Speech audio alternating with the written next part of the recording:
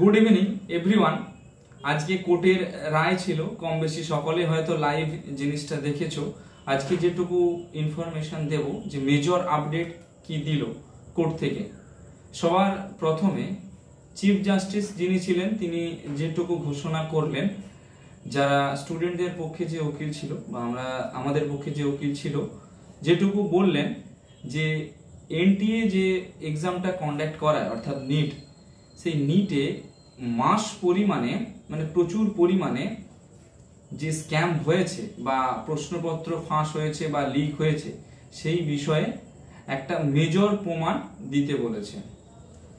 আচ্ছা, অপোজিট সাইডে যারা ছিলেন অর্থাৎ এনটিএ তরফ থেকে যে সমস্ত লয়ার ছিলেন তাদের উদ্দেশ্যে যেটুকু বলেছে যে 10 পেজের মধ্যে এটা প্রমাণ করে লিখে নিয়ে আসতে বা এটা প্রমাণ করে দিতে যে যে যে সেন্টারে এক্সামটা হয়েছে সেই সেন্টারগুলোর ডিটেলস, প্লাস তার পাশাপাশি যেখান থেকে কোশ্চেন তৈরি হয় বা ছাপানো হয় বা প্রিন্টিং হয় সেইখান থেকে ট্রান্সপোর্ট পর্যন্ত সমস্ত ডিটেলস, অর্থাৎ কিভাবে ট্রান্সপোর্ট হয় কি না হয় সেই সমস্ত ডিটেলসগুলো সাবমিট করতে সেটা এনটিএর লয়ারকে বলেছে। এবং সর্বশেষ যেটা রায়ের আবার ডেট দিয়েছে সেটা হচ্ছে 11 অর্থাৎ 11 তারিখ। এইখানে একটা ছোট্ট বিষয় যেটা চিফ জাস্টিস আমাদের প্রত্যেকে হিন্টস দিয়ে গেছেন যে রিনিটটা হচ্ছে লাস্ট অপশন। এই মুহূর্তে ইনস্ট্যান্ট রিনিটের প্রশ্ন বা রিনিটের কথা কেউ ভাবছে না। যদি কোনো রকম কারণে এটা প্রমাণ হয় যে প্রচুর পরিমাণে প্রশ্নপত্র ফাঁস হয়েছে এবং স্ক্যাম হয়েছে, পুরো জিনিসটাই মানে পুরো সিস্টেমটাতে স্ক্যাম হয়েছে, সেই ক্ষেত্রে রিনিট হচ্ছে লাস্ট অপশন। তো সেইখান থেকে দাঁড়িয়ে আমরা এইটুকু এক্সপেক্ট করতে পারি যে 10% চান্স আছে রিনিট হওয়ার। কারণ এখানে প্রমাণটা করবে কে যে প্রচুর পরিমাণে প্রশ্নপত্র ফাঁস হয়েছে? এক, প্রমাণ করতে পারে সিবিআই, 2 এনটিএ বডি, 3 হচ্ছে গভর্নমেন্ট। এই তিনটে বডি ছাড়া কোনো রকম ভাবেই এটা আমরা কেউই বলতে পারি না যে প্রচুর পরিমাণে প্রশ্নপত্র ফাঁস হয়েছে। তার উপযুক্ত একটা প্রমাণ কিন্তু লাগে।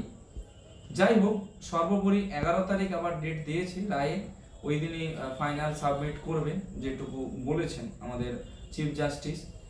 দেখা যাক এবারে, লেটস সি কতটা পর্যন্ত কি সলিউশন বেরোয়। তবে রিনিট হওয়ার চান্স 10%। এখানে একটা মেজর যে বিষয়টা নিয়ে ইস্যু উঠেছে যে 9 এপ্রিল বা এপ্রিল মাসে যে ফর্ম ফিল আপের জন্য ডেটটা ওপেন হয়েছিল, সেই জিনিসটাকে নিয়েও প্রচুর পরিমাণে একটা কোশ্চেন উঠেছে বা একটা কোশ্চেন মার্ক এসেছে। দেখা যাক 11 এপ্রিল এটা নিয়ে কোনো রকম ভাবে কোনো পুনরাবৃত্তি কথা হয় কি হয় না। আপাতত প্রতিটা স্টুডেন্ট এবং পেরেন্টসদের উদ্দেশ্যে বলবো, যারা এই ইয়ারে কোনো রকম ভাবে ইয়ার লস করতে চাইছো না, অ্যাডমিশন নেবে বলে চিন্তা ভাবনা করে রেখেছো, তাদের উদ্দেশ্যে বলবো তোমরা হার্ট অ্যান্ড সোল আমাদের সঙ্গে যোগাযোগ করতে পারো। আমরা রয়েছি তোমাদের গাইড করে দেওয়ার জন্য।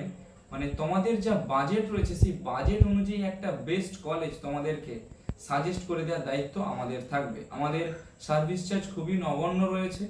তার পাশাপাশি যারা আমাদের থ্রু দিয়ে শুধুমাত্র কাউন্সিলিংটা নিতে চাইছো, আমাদের 3 রকমের কাউন্সিলিং রয়েছে। যারা নিতে চাইছো তারা আমাদের সঙ্গে 1:1 কাউন্সিলিংয়ে বসতে পারো একটা অ্যাপয়েন্টমেন্ট নিয়ে।